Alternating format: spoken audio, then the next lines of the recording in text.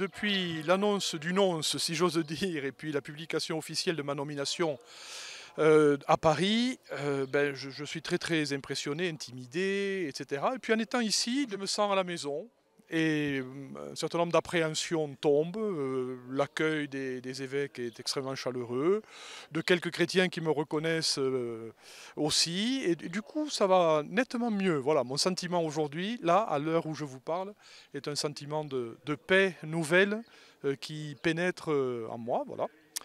Alors, mes priorités, c'est vraiment de partir le plus vite possible à la rencontre des acteurs de la vie de l'Église dans ce département, donc le diocèse de Tarbes-et-Lourdes et puis les sanctuaires de Lourdes, et de connaître les uns les autres et puis de nouer des liens de collaboration, voilà, sympathiques, cordiales et confiantes le plus vite possible avec tous. Le principal enjeu, c'est des choses qui se cherchent du côté de la pastorale des jeunes, du côté du soin des laïcs en responsabilité, de leur accompagnement aussi, du côté des vocations et de l'appel aux vocations au ministère de prêtres.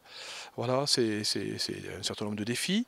Et puis faire que l'Église et les communautés des chrétiens soient toujours plus en prise avec les enjeux de la vie des gens aujourd'hui, quoi, hein, de la société et des défis qu'ils doivent relever dans ce pays. Dans le train, en venant depuis Paris, j'ai lu le rapport quinquennal que tous les évêques doivent envoyer à Rome pour préparer la visite à Limina. Et par chance, la dernière visite à Limina des évêques de France est très récente, et donc le rapport est très récent aussi. Et j'ai lu avec beaucoup d'intérêt ces 130 pages de rapport, sans les annexes, qui me donnent un aperçu très exhaustif du diocèse, de ses ressources, de ses défis, de son histoire, voilà, de ce qu'il doit vivre et affronter aujourd'hui, pour précisément annoncer l'Évangile. Et donc, ça tombe bien, parce que c'est ça la mission principale à laquelle je dois m'atteler, c'est d'accompagner les chrétiens, tous, quels qu'ils soient, dans l'accomplissement de leur vocation et de leur mission baptismale, pour proposer la foi au monde d'aujourd'hui et sur ce territoire.